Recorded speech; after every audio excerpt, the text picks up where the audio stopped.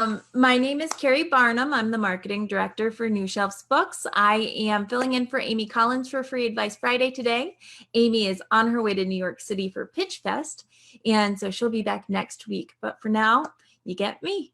So right now, I'm going to go ahead and start with some questions that we got by email and go through those. But if you have questions, feel free to put them in the chat box or the Q&A, and we'll get to those also. So the first question is from Mary, and Mary wanted to know how she gets her book into Ingram. Now, this is a book that is printed offset, I believe, so that means that it's printed somewhere else. She does not want to do print on demand. It's a textbook, so generally a textbook's going to have a lot of pages, a lot of graphs, things like that. That doesn't make print on demand the best option because of the cost involved in printing. So she did offset printing, and now Mary's wondering how she gets her book into Ingram.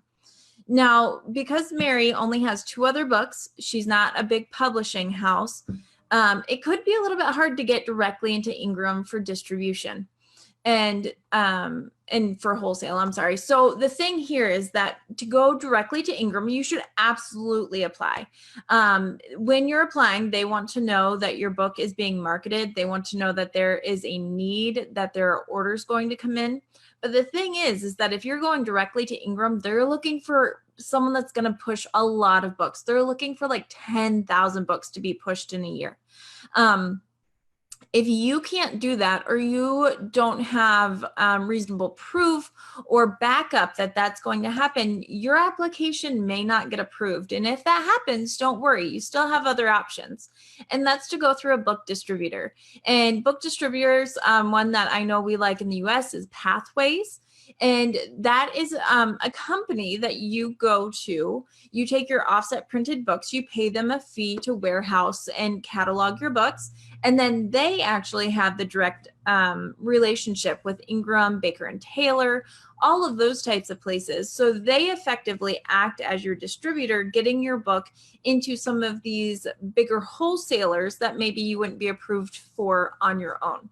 So step number 1, absolutely go ahead and apply. Apply for yourself and see what happens. But step number 2, if you don't get approved for your own account with Ingram, don't panic. Just find a book distributor. There are many out there. If you search, you can kind of read up on your own. I know, and they're obviously all over the world. If you're in Canada or anything like that, there are other options. So there you go, Mary. All right. Our next emailed question is from Charles, and Charles wants to know, what type of insurance should a publishing company have and or an author to protect us from lawsuits? So the question about this is many authors choose to actually go ahead and get an LLC.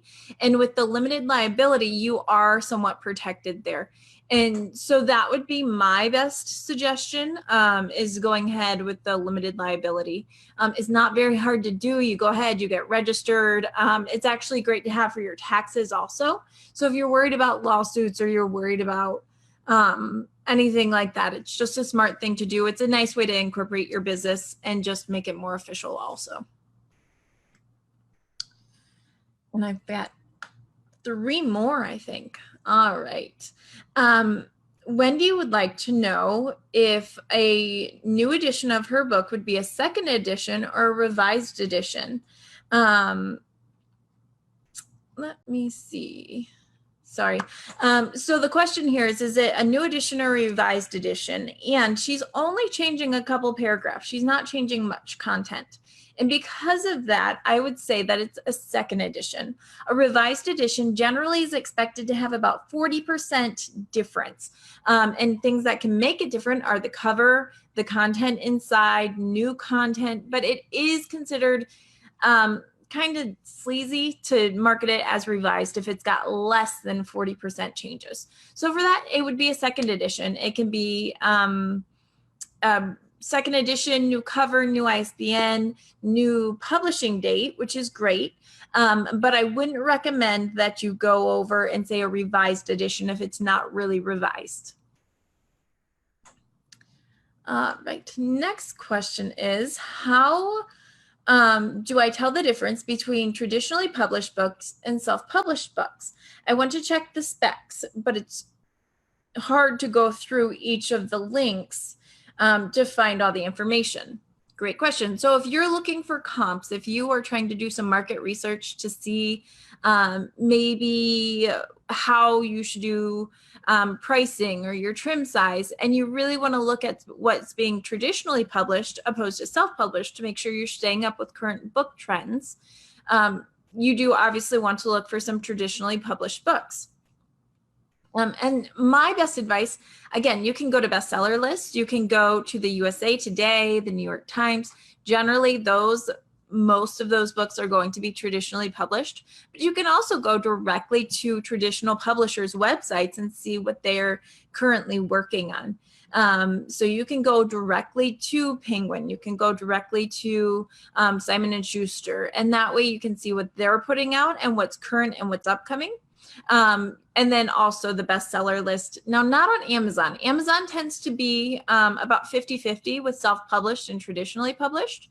But if you go to the big journals and the newspapers, you'll notice that the lists tend to be more traditionally published. Let me check in here and see if we have any questions coming up. Okay. I will get to that in just 1 second, Mark. And sorry, guys, trying to make sure I hit everybody. Okay, Mark, I will come back to your question in just 1 minute because that's kind of a big one. Okay, and the last question here is from Bart. And Bart had a question about doing audiobooks. The places to actually record and then for distribution. Audiobooks, you can do ACX, and that's kind of the KDP for audiobooks. It's Amazon's affiliate for audiobooks. You can do that, but when you do that, you sign up for an exclusive 7-year where you only go through Amazon and their affiliates for distribution, and that would be Audible, straight through Amazon, and they do put it up on iTunes, but it's a 7-year exclusive. Or you can pay for a non-exclusive, but if you do pay for a non-exclusive, you're paying a bulk up front, and then you can distribute wherever you want. The other option, and one that's getting more and more attention, is Findaway Voices. Findaway Voices is the sister company, parent, brother company, however it works. It's the company that goes with Draft to Digital, and they are definitely up and coming. Their distribution and their rights tend to be a little bit more flexible. So definitely look into both of those options and find out what's best for you. I don't know your book and you know what your plan is. So definitely check that out. Check out the pricing models and see which one fits you and your book best. All right. Denise is asking, she's got a couple of books out coming soon. One's children's, one's a novel. Would we suggest pre-order? Here is the thing, Denise. I would not suggest a pre-order for Amazon, and here's why.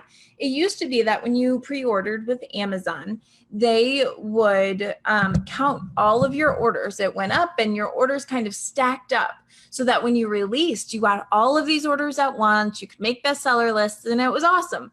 Unfortunately, Amazon kind of caught on, and that's what people were doing. So what they did is they started to make it so that's not how it works. Orders count as they come in for bestseller lists and all of those things. And if you do a pre-order, but you're not really marketing it and it kind of sits, Amazon algorithms say no one wants that book, no one wants to see it, and it starts dropping down in the pile in the search engines and things like that. So it's no longer a good strategy for launch to do the pre-order on Amazon. So I personally don't recommend it unless you have a really good reason. If you know that you can hit about 8,000 copies sold for pre-order, smart move.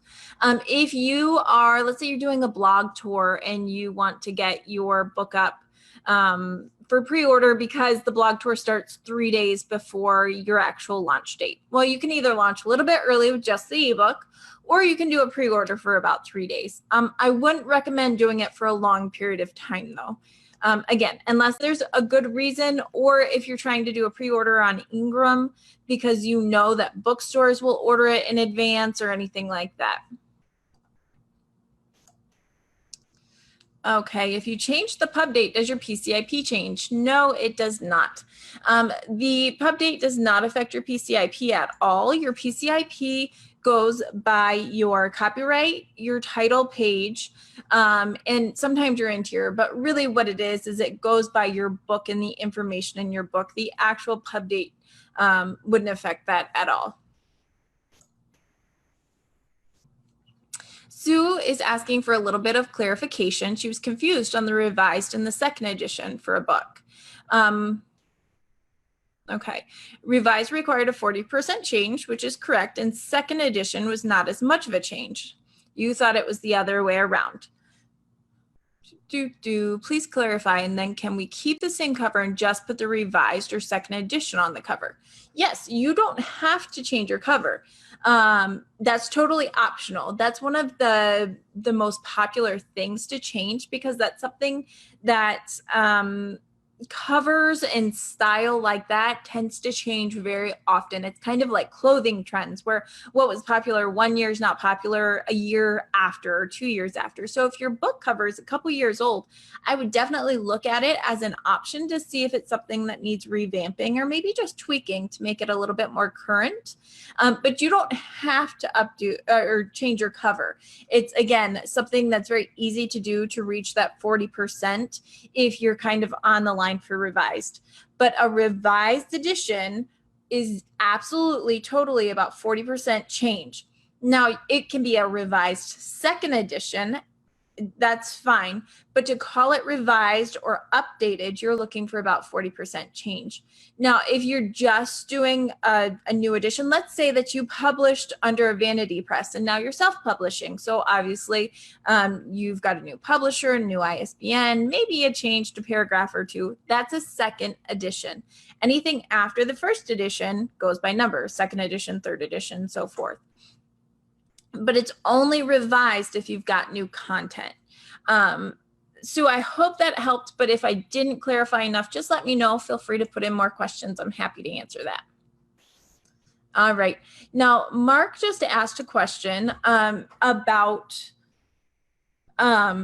launch dates. And he's asking the best times to launch and if there's any bad time to launch. I highly recommend that when you're doing a launch, you look and avoid holidays, especially, guys, the upcoming holidays. Don't do it the day after Christmas. Don't do it New Year's Day. It's just not a smart move. People are busy. They're playing with their kids, they're going to dinner with family, whatever it is. So I'd avoid holidays. I absolutely also, if you're going to be publishing and you're at the end of December or even in December, if there's not a really good reason for publishing in December towards the end of the year, I would wait and publish in January, because that way you're actually keeping your publishing year fresh. Because if you say my book was published in 2019, and it was, I don't know, December 31st, 2019, then your book is not fresh a day later. It's not a current year for publication. So I don't recommend that. I would wait till January if you can, unless, again, you have a really, really good reason for doing a December pub date. Let's see. Oh, and also Tuesdays. Tuesdays tend to be the most popular day for a book to drop. Thursdays also, but Tuesdays by far the most popular. So that's when I would be looking at if it were my book. And Sue is saying, wondering if changing the illustrator and illustrations alone, but a few text changes could be a revised edition or a second edition. It depends on how much your illustrations change. If you have a children's book and all of your illustrations are changing and it's a 32-page book, it's revised. If you've got 2 illustrations in a book that's 400 pages? Not really. So it really just depends. And no one's really going to be going through and, well, this counts as 2% and this one's 5%. And does it all add up? It's just a rule of thumb. And it's pretty much just that, it's the trust thing. Like, it's just good form to have around about 40% changes. So if you think in good conscience you can say you're there, then say it's revised. But if it's not, I would hold back. All right. Hi, Stephen. What are some of the steps that Amy took to go from an experienced but unknown expert to a well-known and paid professional expert? She put herself out there. I think that's one of the biggest things, is that a lot of people who are authors or in publishing, they don't necessarily like to do public speaking. They don't like to sell themselves. And that's really what it is. If your goal is to speak, if your goal is to put yourself out there, you have to actually do that. You have to sell yourself. You have to go to whatever area you want to speak at. You have to go and ask people to hire you. You have to ask to speak. Sometimes it means that you're donating your time, that you're just saying, hey, can I come and speak? And maybe you're not getting paid the first time. Maybe you're just doing it for the experience. It's all a lot of growth. It starts over years and years. And also, one of the things Amy does that's very noted by a lot of people in our industry is that she is constantly learning and growing. It's to be on top of your game, to be an expert. You can't just say, well, I learned this and I'm done and I'm going to talk about it. You constantly have to be researching, staying up on trends and things like that. So if you are looking to get into speaking and actually going out and doing conferences and things, I would make sure that you have a speaker sheet, a very nice put together sheet talking about you, your expertise, and what you can speak on, and then start putting yourself out there. There's quite a few places and things online, excuse me, where it's actually like speaker groups where you can register, and then people will go and look for speakers on those websites. So that's an idea also. Okay, Sue. Sue says that helps. She's buying her book back from the publisher and want to put the book back up as is with the new ISBN.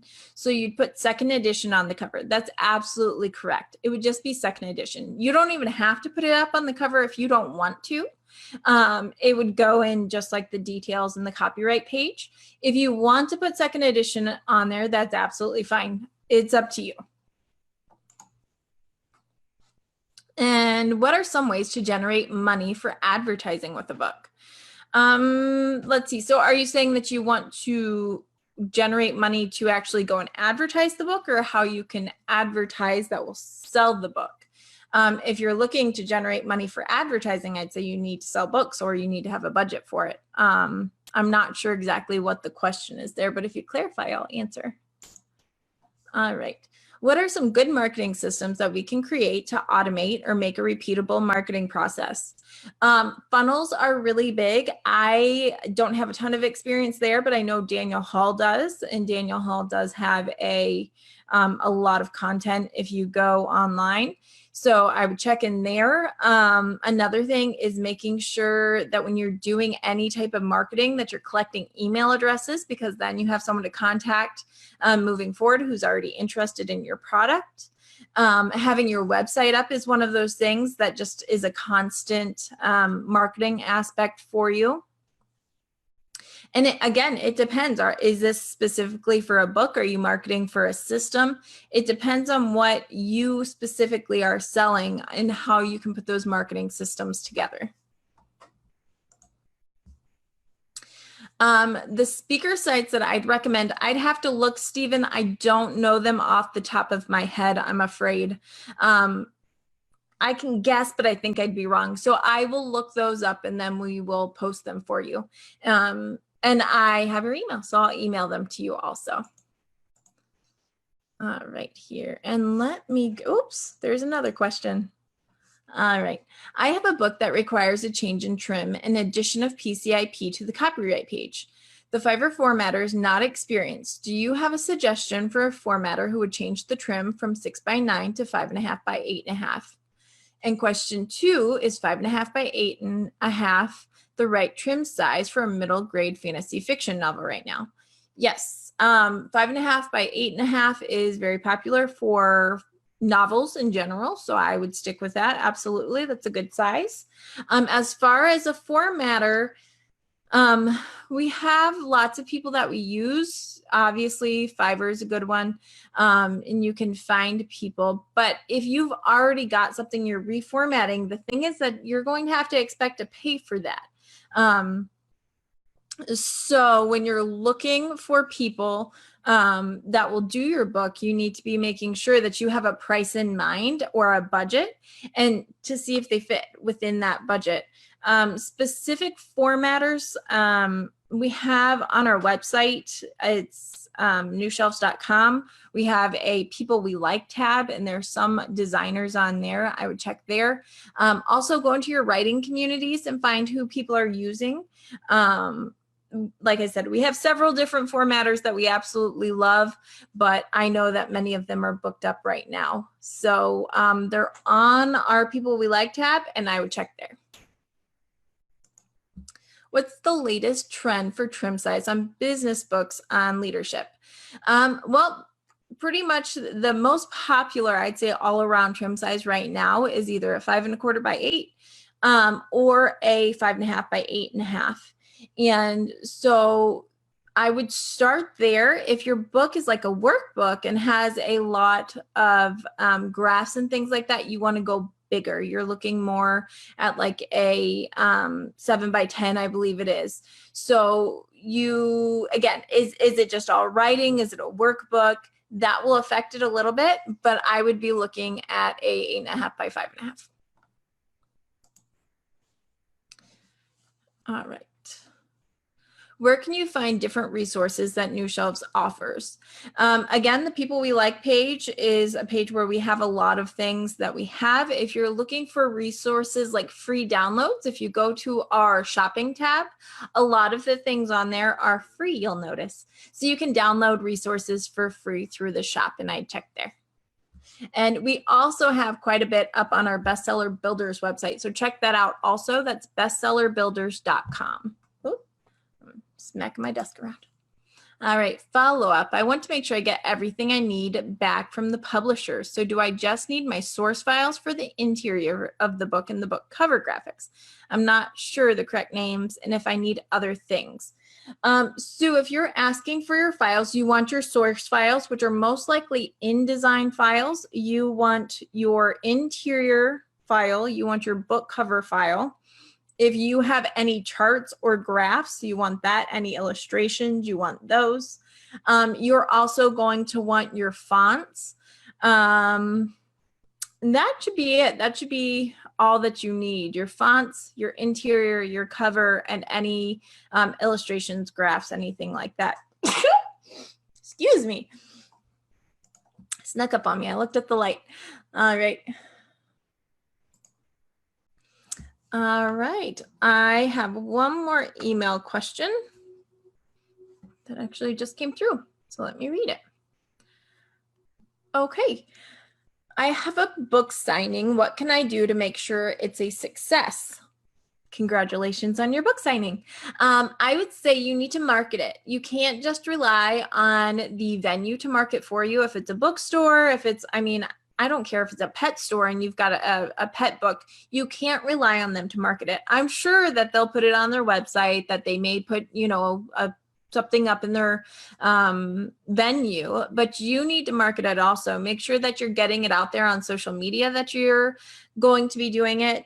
I would even suggest maybe some social media ads targeting your direct area and maybe your specific genre. So if you, again, are at a pet store, I would target, like on Facebook, I would do your area for a, 15, 30 mile radius, target pet lovers, target that actual pet store, if that's what it is. If you're doing at a bookstore, again, your genre, if you've got middle grade fantasy fiction, I would be on Facebook. You can actually target parents, and it's got group age categories. So you can do parents of middle schoolers, parents of preschoolers, that kind of thing. So I would be marketing there. And I think it's important also that you work with the venue to make sure exactly what they're providing and not providing. Some venues will say, yeah, we set up everything. You just come and sign and, invite your friends. You're good. Other places will say, we have a spot if you'd like to serve refreshments, if you would like to do anything extra. You need to know, are they introducing you? Are they literally just giving you the space, or are they going to be introducing you? Are they going to be promoting your books leading up to it? Can people bring their own books for you to sign, or do they have to buy them there? There's a lot of little things like that. Most bookstores specifically will have policies. So make sure you ask them and ask in advance. And you do want to make sure that you're marketing at least 3 weeks in advance. Start telling people about it. People are busy, so you have to make sure that you catch them and that you're telling them about it. Give them a reason. And of course, invite people. And yes, Facebook, social media, Instagram is wonderful, but if you have people you'd really like to go, a phone call saying, hi, I'd love for you to go. That's a great way to get support that's more personal. How can we promote our author events? Same kind of thing. Are there free sites that traffic? Not too many free sites. Most everything is paid. I mean, certainly you can do social media and that's free, but it's not going to be seen by very many people if you don't boost it. But you can boost it for, $25, and you can get it to a lot of people. You just need to make sure that you're very specific in targeting the people that you want to go or that you think would be interested in your event. Pre-launch party reach out. How effective is that? Is it better to wait till the book is published to start emailing and calling acquisitions managers? If your book is not up for pre-order, then I'd say absolutely. You want to wait until your book is out. And once your book is out is when you start reaching out to acquisitions managers, telling them that the book is available to order. If your book is not up anywhere, if it's not on Ingram, if it's not available to order and you're telling people about the book, they can't find it.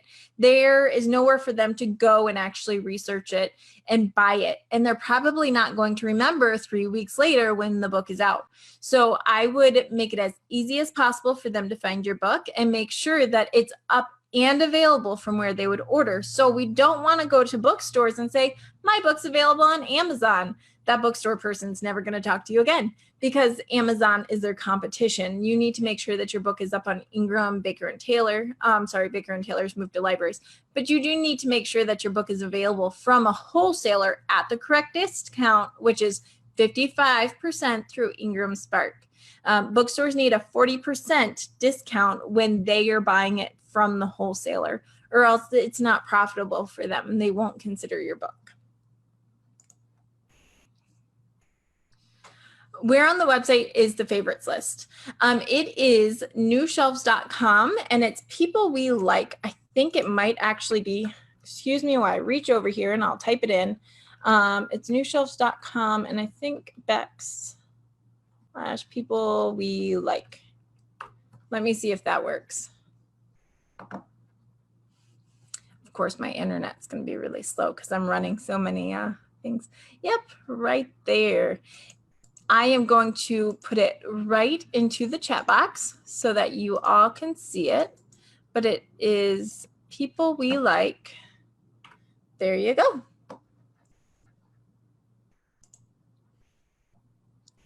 What are some good types of events that and authors and experts create? You can do webinars. Webinars, if you have information to share, I'd say if you're doing a webinar to kind of promote yourself and your book, you need to find a pain point. Don't talk wide. You need one specific point. Then you give a 30, 45-minute presentation on that. And by the end, people should know the answer. If the question is, how do I get motivated to work out every day? Then by the end, people should have, five ways to do that. Make sure that you have a pain point and an answer. So you can do webinars, you can do that online, you can market to specific people, you can do it to libraries. Other events may be book signings in actual stores.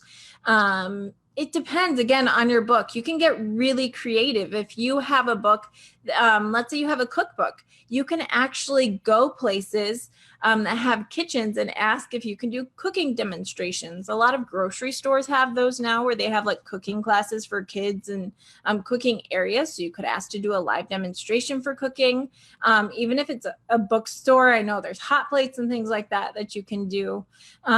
So get creative with it. Find your market and what they want. If your book's available for pre-sale, then you can start reaching out to acquisitions. You just need to have solid details. You need your ISBN. You need to know exactly when your book is going to launch. And you need to just have all the information there. As long as it's up for pre-sale, you can go ahead.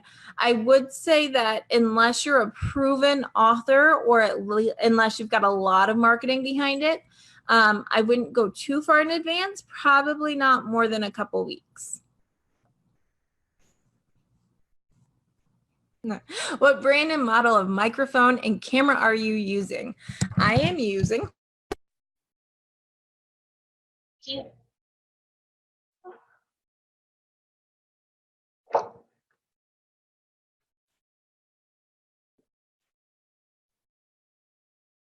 that I just totally took my microphone off.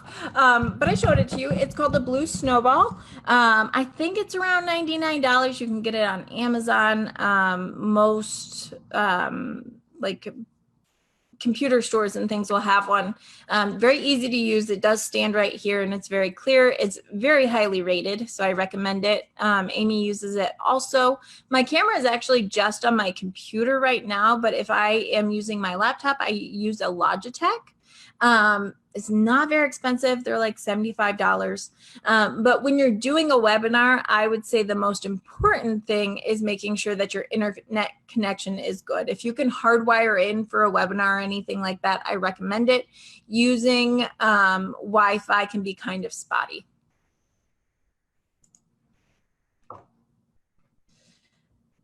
I am going to go over to Facebook and make sure that we don't have any questions over there.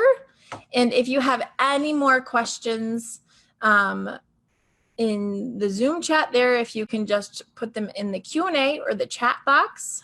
We're doing our last call here.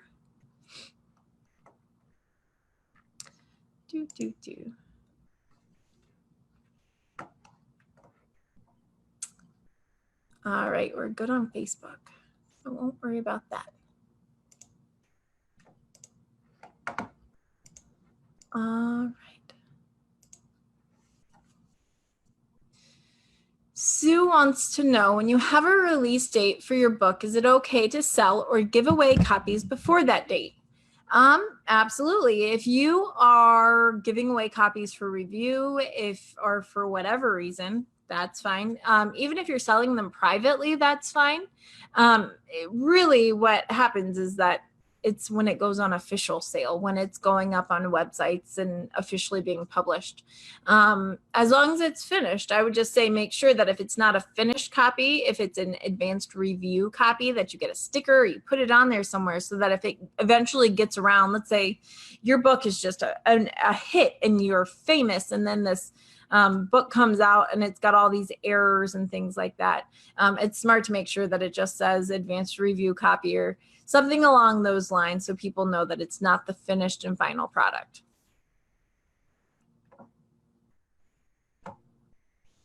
Hi, Stephen. We absolutely can talk. I will email you. I will let you know, though, that it's my son's birthday, so I am going to have lunch with him. So it'll be a little bit later in the day, but I promise that I will email you. And I believe you have my phone number also, so you are welcome to call or send me your number and I can give you a call. Thank you. I will let Odin know. He'll be so thrilled that people know about his birthday. He's at that perfect age where he thinks that everyone should know. He's going to be 6. So he's so excited. All right, guys. I think that's it for today. Thank you so much for joining me. Again, my name is Keri Barnum. I'm the marketing director for New Shelves Books, and Amy Collins will be back next week. You guys have a good weekend.